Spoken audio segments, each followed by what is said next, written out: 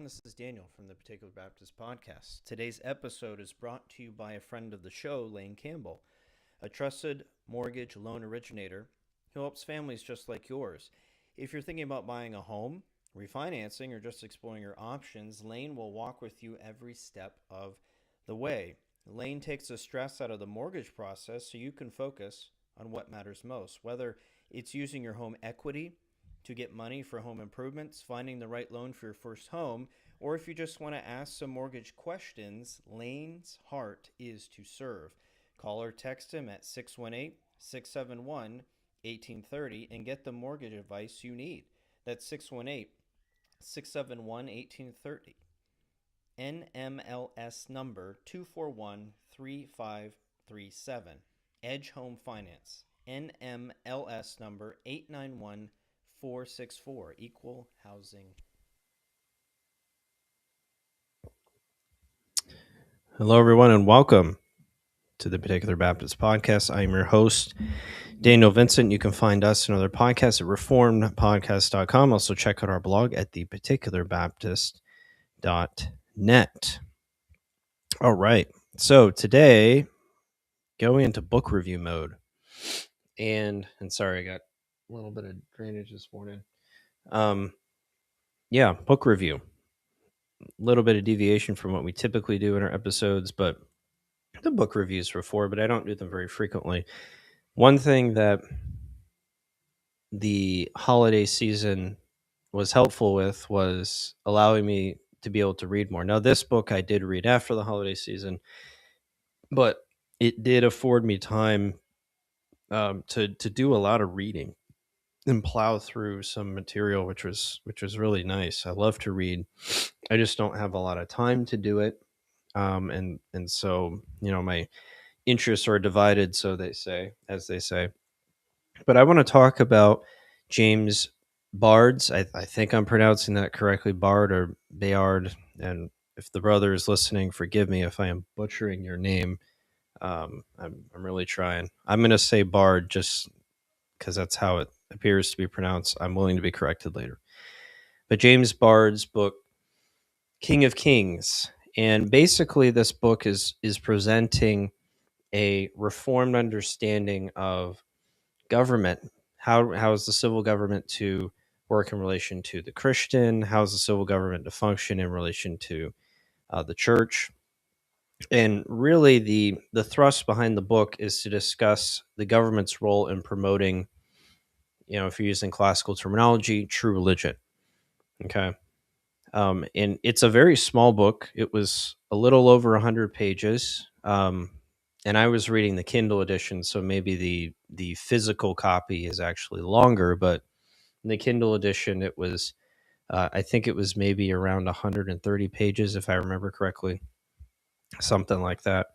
A very readable book, something that is very easy to dive into and kind of to get to his points very quickly. It is a book on political theology, political theory, but it's not a heavy book, right? Like, reading, love Stephen Wolfe, lots of good things there. But his book, Christian Nationalism, the case for Christian nationalism is not a primer, right? It's very, very thick, very deep. It's about 500 pages. Has its place in terms of making that case, but it's certainly not something you pick up and read in maybe a couple sittings, right? It is a book that you read over time and you have to mull over and think through. Baird's book is more digestible and much if you want to get the main points of his political theology, you're going to get them very, very quickly. So I think you can even say that Baird's book is a primer to Stephen Wolfe's book. I don't know if he would actually say that, but the arguments between Wolfe and Baird are very much in agreement. And even Wolfe did a review of a review on his podcast, The Lone Bulwark, where he talked about Bard's book and had a lot of praise for it. So I think they're in agreement on many things. So that's why I say that, because there is a lot of agreement between Bard and Stephen Wolfe, at least on some fundamental points. And Stephen Wolfe has publicly praised the book. So I think that it could be a good introduction to Wolfe's work.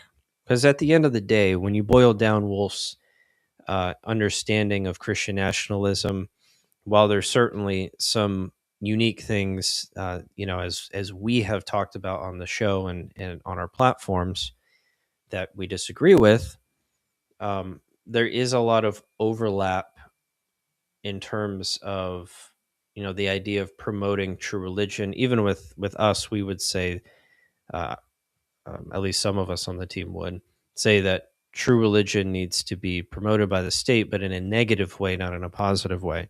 And I think we've been consistent on that and been clear on that. Maybe not using the terminology promoting true religion, but we've talked clearly that the government can enforce the first table negatively. How that looks is going to depend, obviously, but I think that um, with Wolfe and Bard, you're going to find a lot of overlap in principle. 'Cause again, Wolfe's book is trying to present the case at its very bare bones that the government should be able to promote true religion. It should be able to promote true religion. Again, there's differences among the reform community on what that looks like. And Wolfe has his own understandings of what that looks like, and in his own ideals of even what that looks like. But that's the basic argument. When you boil the 500 or so pages down, it becomes a discussion around what is true, what is the government's role in promoting true religion. So I think you find a lot of overlap there. So in terms of really the good, and first of all, I'll say this is an important book, I think, because one, it's published by a Baptist publisher. It's published by Founders, but Bard is a Presbyterian, which is another interesting thing because Bard is a PCA member, and he might be a minister. I'd have to go back and check, but he's at least a member of the PCA. Wolfe is also a member of the PCA. So I think what this highlights is, yes, in the broader Reform community, there's discussion around these things, but specifically in the PCA, there is a discussion of these things. And I think this is why you see like Kevin DeYoung coming out, because if I remember correctly, Kevin DeYoung is PCA. So there's a lot of infighting going on the issue of the civil government's role within the PCA, the Presbyterian Church of America. So this is not some conversation that is floating around in a vacuum, right? There's a lot of baggage here. There's a lot of backgrounds, a lot of political, denominational infighting going on here on this. And so, and it's bleeding out into the broader Reform community, and our Reform Baptists are getting on board more. Certainly, in our case, we've recovered a lot of the history that's surrounding that, and pushed back against some of the silliness that goes on in Baptist circles surrounding the civil government, and finding out that it's a lot more in line with the broader Reformed understanding of civil government than it is with the modern general Reformed understanding of civil government. And so I think what Bard is doing is he's trying to recover a lot of this political theology that you see in the Reformers. And one thing you see in the book is quite a bit of exposition on the Westminster Confession, and specifically the American version, which I think is the 1788 revision of the Westminster Confession, and trying to talk about how the Westminster Confession revised is not actually inconsistent with the original intent of the 1646 edition of the Westminster, which I applaud him for trying to do that. And I think there's this broader push in the Reform community to recover a reformed political theology. And I think with founders publishing this book, I think now we're seeing founders in the Reformed Baptist circle.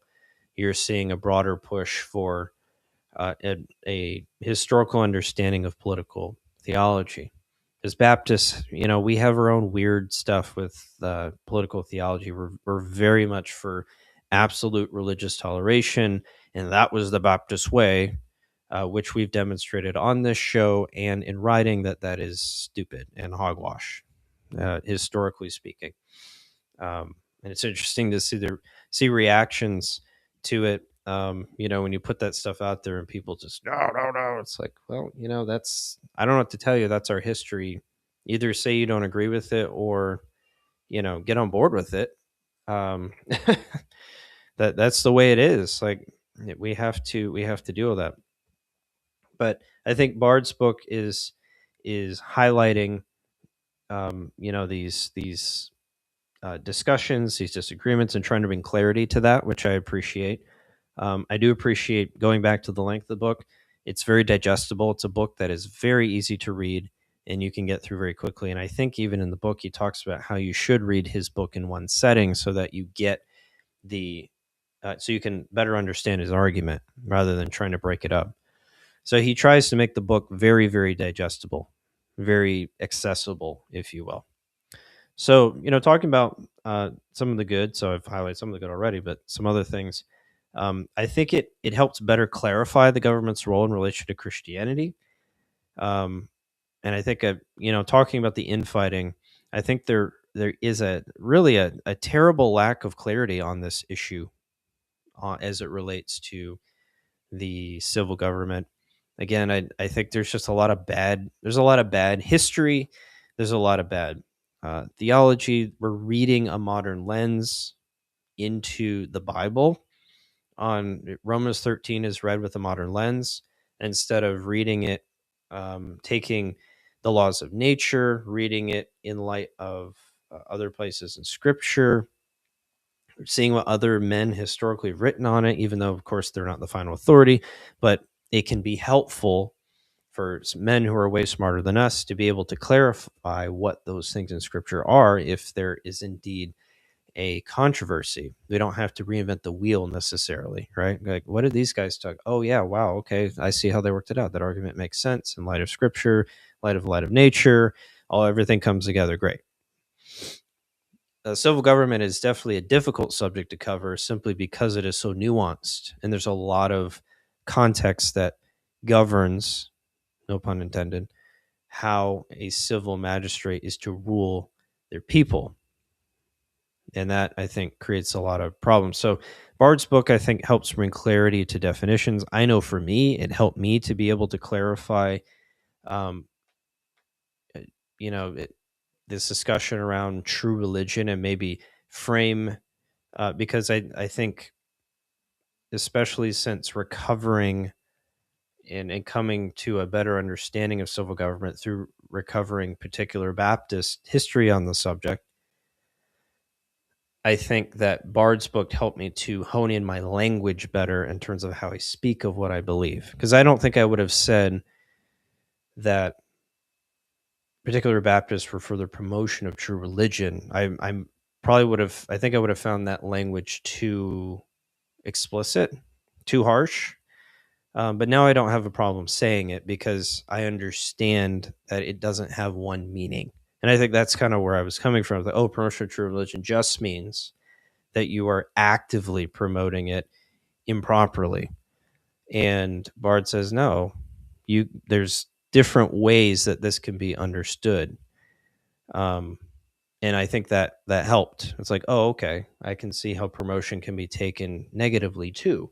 So, if you're framing it like that, it can be accurate to say that. But I think his book helps bring clarity in a place where there's a terrible lack of clarity, and there's not a lot of balance in this area. It seems, up until recent times, it was the battle between the theonomists, who were for basically establishing the Mosaic civil law,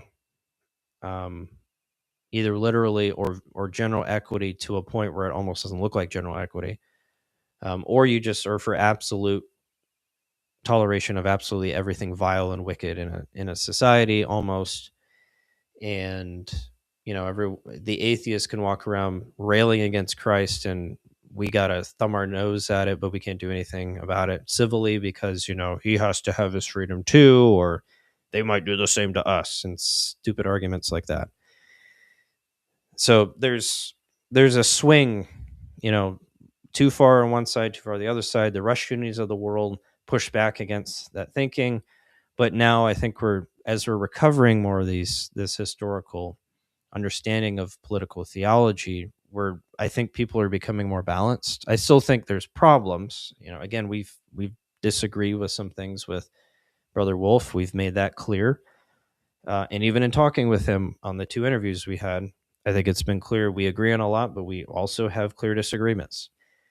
So there's still, I think, some imbalance there, but I think people are starting to become more focused on these issues, have better language that's used, and honing in their political theology skills, so to speak. And I think Baird helps with the language part very well and helping us to understand what do these terms mean. When we say promoting a civil government, promoting of true religion, what is true religion? What does that mean to promote, right? He even has a specific definition in there in terms of what does promote mean in his introduction, which I think is helpful. He tries to be very methodical and break down the definitions. Again, this book is trying to be accessible to men in this area and not coming at it. His audience is not academic, definitely more of a primer for the layman. I think it helps better clarify these things. So with Baird, his entire premise is based on the fact that government is to promote the good of society, which good would also mean promoting Christianity as part and pursuant to the good of society. So he sees true religion, the spiritual aspect of the country, as also part of the country's good. And a government must promote that. Okay. He says this, and I'm reading from the Kindle edition. So this is page 24 from that. He says, the public good is that which leads to human flourishing and happiness among a society of people as they live life together in community, end quote. And again, he includes true religion in that too, in people's spiritual states, because the government is to promote true religion as part of the public good. He also lays out a syllogism, which I think is helpful. This is from page 42. He says, first premise, government must promote the public good. Second premise, as the only true religion, Christianity is part of the public good. Conclusion, government must promote Christianity as the only true religion. That's his argument. That's his foundational argument. His primary argument, secondary argument, first premise, second premise, or major premise, minor premise, and then his conclusion. So if you want to destroy his entire premise, you have to destroy that syllogism to show that the conclusion does not logically flow from the first and second, or from the first premise at least. Okay. And then he breaks down some of this stuff as it relates to the obligation of government. So he says on pages 22 and 23, Kindle edition, he says, by must, I'm referring to a moral duty. I'm not saying it would be nice if government officials did this or that. I'm not saying ideally they should do thus and so. When I say must, I mean must. They are obligated before the face of God to abide by the standard of behavior. In technical terms, this moral duty is deontological. That means government officials must abide by this divine obligation regardless of the potential consequences. They must do their duty, period, point blank. So there are certain things that Baird will bring out that he believes that government should do, regardless of the situation, that are substantial to the role of being a civil magistrate. And then he'll talk about things that are circumstantial that depend on the context that would require prudence to implement. And those two things are very important to his argument. I think, again, this is a place where I think he brings out a really helpful discussion that there's not a cookie cutter way that government implements things. And I think Wolf basically teaches this in his book too, that there are ideals that government can work towards, but then there are things. Uh, those ideas don't always have to be implemented all the time because the situation might call for something else. So, one thing that Bard is clear about in his book is that while government must promote true religion, how that is done is greatly dependent upon their circumstances. So, Bard spends a lot of time talking about, these principles, but what is clear, how is not necessarily going to be the same across the board. What Bard does is provide principles, not a playbook for the government's role. And I think what you find in a lot of political theology is that it tries to get into the weeds of how a government should do something. They should do this or that. They should legislate this. They shouldn't legislate this. When it comes to Christianity, especially, and even natural law. But Bard says that there's mostly general principles that have to be here, and how that's carried out is going to depend. And he talks about this specifically.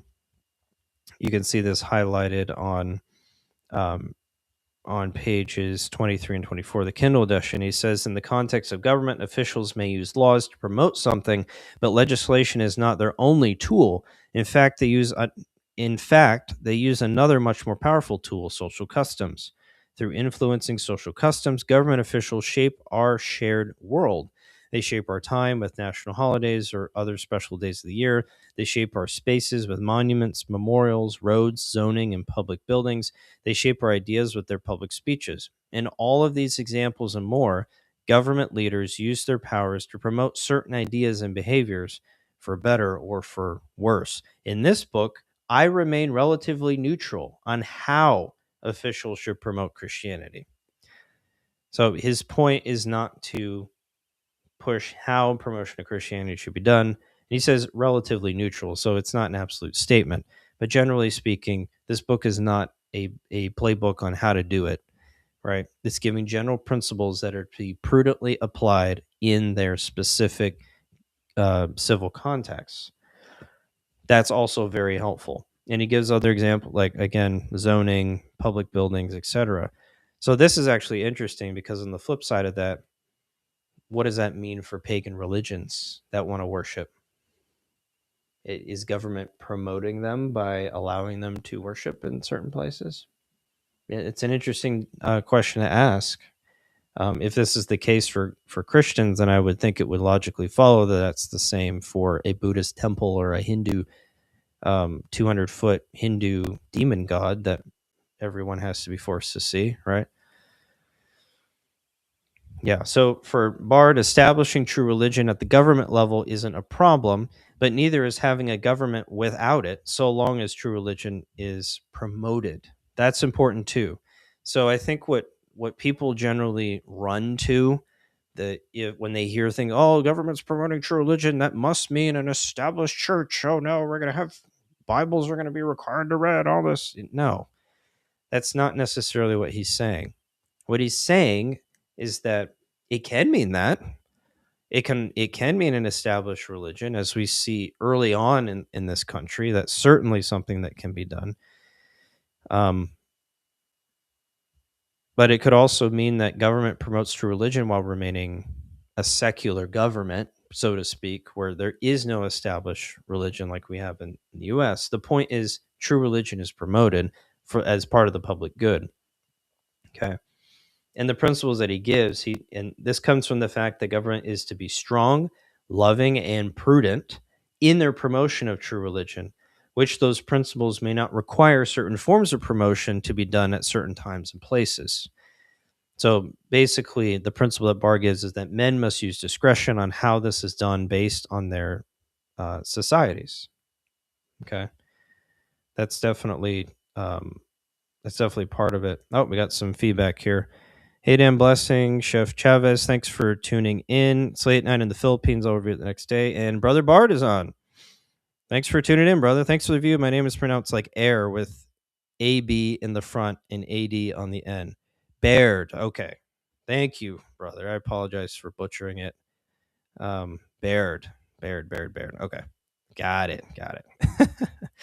See that sometimes you need the original source to come in and correct you sometimes. But thanks for joining, brother. I appreciate your work in this book, and I hope the review is helpful. Another thing that I think Baird, I'll get it, brother. I'll get it. Be patient with me. One thing I think that Baird is helpful in is that he talks about the concept of liberty of conscience as the founders in the U.S. understood it. Namely, that government can't regulate one's private beliefs since they can't see the heart. This is classic. I mean, this is classic Americanism. This is classic reform political theology. Really, I mean, if you look at John Owen's understanding when he talks about the conscience and as it relates to state, there is an understanding that the state cannot regulate that which it can't see and it can't touch and it can't do anything with, right? The conscience is left up to man between him and God. Now, of course, outwardly, how the beliefs are carried out is a different understanding. But in terms of the conscience itself, what one believes privately is not to be touched because the government can't regulate what it can't see, right? So this is a reform principle, and government can only act on what is done outwardly. And of course, there may be some debate on what that looks like. There definitely was in the reform world. I think even among particular Baptists, like, can someone practice their pagan beliefs in their own homes or places of worship and not out where everyone can see? Those are. I think that falls under the discussion of prudence, right? On what that means, but at the very least, what one believes privately in their heart and their mind can't be regulated by the civil government, and that's consistent with Americanism, based on what Baird teaches. I got the wrong pronunciation in my head from the beginning, and it's going to be a hard habit to kill. So what that means too, from Baird's perspective, he even says that this principle in the American context of liberty of conscience did not mean that government had to be absolutely tolerant of all religions. That's a common misunderstanding about Americanism and the founding. Oh, the First Amendment means that anyone can do whatever they want. They can go and, rail Christ in the streets, and that's what the founders meant. It's like, no, not really, at least generally speaking. And in Baird, in page 78, he says the founders also affirm the liberty of conscience. The government could not coerce people to believe this or that thing about religion. People should not be punished for thought crimes. The state cannot observe your mind or reach into your heart. That's not its role. God designed governments to deal with the external things of man, not the internal things.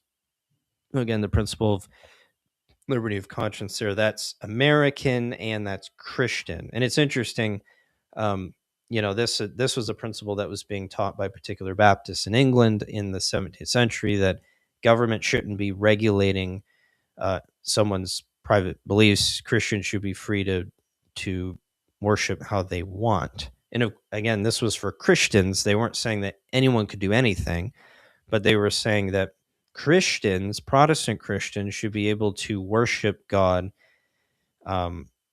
according to their conscience, right? And so these are all Christian principles that influenced the founding of our country. And that leads to another point as it relates to Baird. The historical analysis of true religion in America, I think, was really helpful. And one thing that he went through was going into discussions around early state constitutions, like South Carolina, I think North Carolina, Georgia, I think may have been one of them. I remember South Carolina, and then there may have been some up in the north, in New England, that he referenced. But it's interesting to see, he quotes some in relation to a religious test for having office in that particular state, and many of them, it was you had to be a Protestant Christian, or at least acknowledge that God was real, Christ was real, the scriptures were inspired, the Old and New Testaments. But you couldn't be an atheist and serve in government in many places. So you do see some sort of establishment, at least a test of religious fidelity, or at least an acknowledgement of it. Even if you didn't embrace it, you at least, it generally acknowledged it, and you didn't, at least publicly, profess to be an atheist. You embrace these things in principle, at least. So there was strict regulation around that, because there was an understanding that the public good is tied directly to the promotion of true religion. If you're an atheist, some wicked person who thinks it's okay to rail against Christ and deny the painfully obvious, which that there is a God and that He made all things, then you're not fit for office here. You're not going to be in the interest of the public good. You're going to actually be a problem, right? So again, in our modern society, we think the public good is only promoting those things that are for the society, in terms of like good education, having cheap food, cheap gas. All those things are important, but it's limited to temporary things. The spiritual good is never an option anymore, at least in this country, in terms of what's considered for the public good from a governmental perspective. And of course, I know the framers of this country, the Constitution, the federal level said that you can't serve in that way, but I think that was because the states had more power back then to kind of overwrite the federal government in many ways, and they were able to kind of run their own states how they wanted. Now, the Bill of Rights didn't apply to the states initially. That was a much later development, and certainly wasn't in line with the tenders. The states had way more power um, relative to the federal government back in the day. So I do think that Baird helps a lot here in bringing out so a lot of the American history in terms of promoting true religion in an American context. Because I think that people are going to obviously point to the United States and go, "Wow, look at us! You're an American. Why would you say this?" And I think he's trying to highlight that it's not really the principle of promoting true religion is not inconsistent with this country's principles of government, as unfortunately it is generally misunderstood to be. So I think you find that quite a bit. Now, some negative critique. I think overall the book is really good. Lots of good things in there. Very helpful, and I think a lot of different political theologies can fall under the principles that he provides, and everyone can agree with the general principle, while maybe having disagreements on the particulars. And I think that's perfectly consistent with what Baird is trying to do. But I do think that there are some things to critique. Number one, I do think Brother Baird, again, understanding that this is not meant to be a book that is exhaustive in its political theology and fleshing out all the implications, but I do think at a fundamental level, he could have done more to flesh out the proper roles of church and state. Considering his major and minor premise, because of the confusion and where a lot of people are today with the modern understanding of civil government baked into their minds as if it's genetically encoded from birth. I think that may have been helpful to flesh out those distinctions more. So I think if we're going to be more accessible to people, then I think that we need to have a better understanding of those distinctions.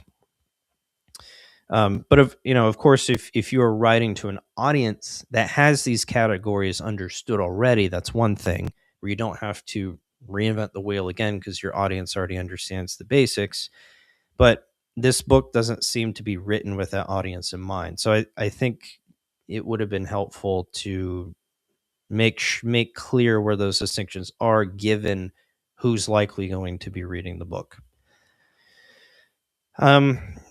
Another thing, there's a discussion that he has. It's not a long one, but it's there. He has a discussion on common grace, which I didn't care for. He talks about he kind of uses the modern understanding of common grace, and personally, I don't like the concept or term of common grace. I think it has some misunderstandings theologically as it relates to sin, corruption, human nature. But on page 44 on the Kindle edition, he talks about this. He says, at this point, some may wonder about common grace. According to this doctrine, God blesses non-Christians with many good things, even though they do not trust him or follow him. As a result, many non-Christian individuals and whole societies are filled with all sorts of wonderful things. However, common grace is the exception that proves the rule. Although people in their sin hate God and all his ways, he restrains their sin and allows a bit of true religion to peek through. They may realize that they are accountable to some kind of higher power and therefore must follow some kind of law code, for example. That's from page 44 of the Kindle edition. So, kind of to flesh this out in terms of my critique a little bit more, I think that the concept of common grace is well-meaning, but it isn't a reformed doctrine, and I don't believe it's helpful here when talking about government. While it is true for sure that it is gracious in some sense that evil men do outwardly good things, the doctrine is predicated on the notion that man is completely evil and can't do anything good without God giving him something above and beyond his nature. And this is not what total depravity teaches. Total depravity teaches that man's existence, which would include his physical actions as they are seen and done, are good, but they are corrupted. All of man's nature is corrupted by sin, but we're not annihilated either, because sin is really the lack of good where it morally should be, right? Sin is lawlessness, 1 John 3:4. So if it's the lack of good where good ought to be, our natures aren't annihilated when Adam sinned. We don't exist like some zombies or even as just annihilated immediately because sin is so corrupting. So, and that's really the principle of sin. Sin requires the good in order to corrupt it, but it doesn't exist as like some entity or essence, right? It corrupts that which is good. So when men act, their actions qua actions are good because they exist. Anything that exists is good because all things come from God, Romans 11:36. But the form of the action is what makes it sinful, right? This is classic. You can find this in Thomas Aquinas, which is adopted by the Reformed tradition. When the term of corruption and depravity is used, those are all terms of something is corrupting the good, but the good still exists, right? And that's why there is a discussion too, even in the Second London Baptist Confession of Faith, where you do see this idea that it is really good that evil men do outwardly good things. But the sin doesn't come in that per se. The sin comes in not doing that good thing with the right attitude or done in faith, right? It's not that it's done. It's a good thing that that rich man helped that poor kid on the street. He loved his neighbor. Great. That's what we're supposed to do. That's natural law. But he's not a Christian. He didn't do it to glorify God, and he didn't do it out of faith in Christ. So it's a wicked act in that perspective, right? So the form of it, it's deformed, it's corrupted by sin, but the act itself is good. No one would deny that, right? So I think common grace, and I don't know if Baird would. I want to be gracious to him. I don't know if he would actually believe that we are completely evil and that common grace in that we need some sort of extra push over and above our nature in order to do that which is good. I want to be gracious there to him, but I do think that using that terminology comes with baggage at the very least, and that it shouldn't be used. Now, when we're talking about government, kind of going back a little bit to this, natural law dictates how all men should live, and of course, natural law assumes that man can obey that law in some sense. And in this case, outwardly, even if they can't in relation to meeting God's justice, as found in Romans 3. When it says that man does not do good, it's not saying that he can't do any kind of outward natural good according to his nature as an existing human being. But it's talking about in relation to God's tribunal, which is the context of Romans 3. So it is proper to say that when a pagan helps his neighbor, he's doing good to the letter of the law, while the form of it would not be, since he's not doing it with the right heart. Sin is corrupting the good.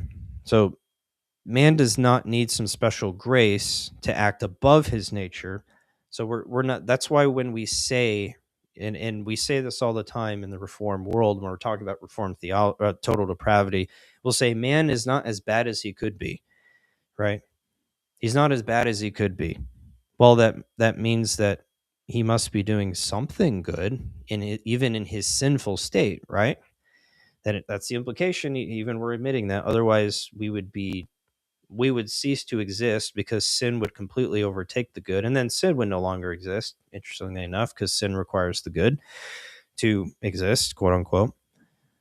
But everything we would do is sinful. Even the actions of me moving my arm would be sinful, because then everything I would be doing would be corrupted by sin and would require some special grace above and beyond my nature. So bringing this all back to civil government, it's interesting. How could government promote the public good if man needs some special grace that makes him act good outside of the means that God has already prescribed to ensure people do that good, which would be civil government? If it isn't good inherently for a pagan to not kill his neighbor, then government is pointless. It's pointless to even do the work in enforcing that law. Otherwise, they would be telling a man to do something that is sinful, since the act itself would require God's special grace. And so government would be powerless, since it can't promote that which is sinful without disobeying God. And not to mention, that would mean that government couldn't be run by pagans, since that would require special grace to promote the public good, which couldn't be promoted anyways. So whatever the case, government is powerless to do its ordained duty and would be promoting sin. So I think using the principle of common grace as it relates to government is not helpful, because I think it gets into all, even from a civil perspective, I think it gets into all kinds of messy implications. And then going even deeper in relation to Baird's understanding here of what common grace means, he seems to conflate true religion with natural law, which I think is a huge problem. Again, going back to classic Reformed doctrine, they would say that religion is only taught in special revelation, since this has to do with new covenant life, which is only for Christians, while natural law, general revelation, is for all men. Romans 1, starting in verse 18, very clear about this. So government would promote both, obviously, since natural law promoting general revelation to keep society in line with what God has revealed, and also special revelation, negatively speaking, of course, at least from my tradition's perspective. But we have to be careful not to conflate the principles together. When the government is promoting true religion, we're talking about something as it relates to special revelation, not natural law. Now, some might say, well, that means the government can't promote true religion because of natural law. But people forget that natural law also includes the first table of the law, which worshiping God, and loving neighbor being the second table of that law. So it certainly falls under the first table to negatively promote true religion. And so, you can't say, well, the government can't promote special relation because special relation is only for Christians, while also saying the natural law of God should be followed, which also includes things of worshiping God and would include some of, um, in terms of the overall public good, so to speak. There is definitely some sense where, I mean, even in the first table where you do have, positive law that is instituted in the fourth commandment, right? Now, how that looks in society implemented, again, I think is going to be up for debate. But the Sabbath is definitely there and falls under the purview to some extent of the civil magistrate.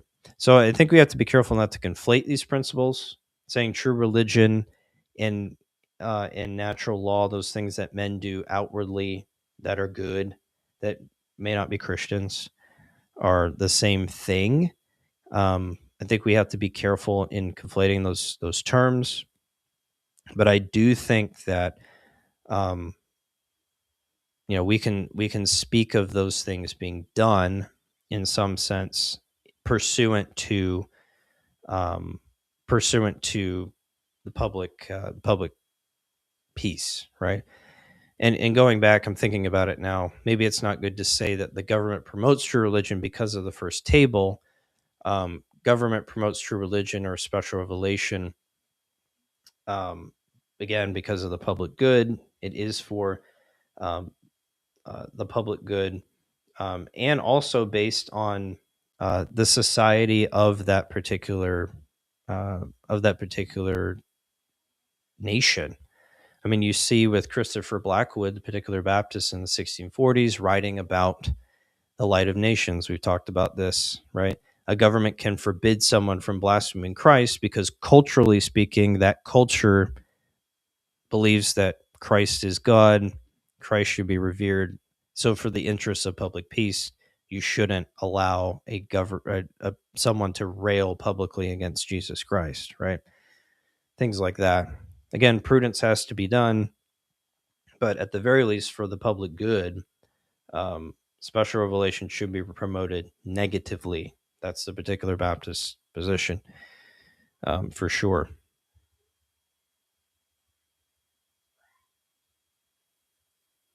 All right. So that was a very long discussion of common grace. Hopefully, I didn't go off into rabbit trails too much, but that's essentially my review of his book. I think I would highly recommend it. Definitely a good primer. It doesn't obviously answer all the questions. Prudence and discussion are going to be needed for many, if not all, the implications of the principles that he gives, but it definitely helps, I think, lay the groundwork for a lot of discussion going forward as it relates to civil government and the Christian. Anyways, I hope this is helpful. Go pick it up. You can find it at Founders. I got it off of Amazon for like $10 in the Kindle edition. I think you can certainly get the physical copy there too. So go pick it up. King of Kings by James Baird, and I hope it's beneficial. Everybody take care. Have a great weekend. Thank you for joining the Particular Baptist Podcast. Be sure to follow us on Twitter at The Particular B and subscribe to us on YouTube, where you can find more of our podcast content. Also check out our blog at theparticularbaptist.net. And if you'd like to support our ministry, become a patron today at patreon.com/theparticular.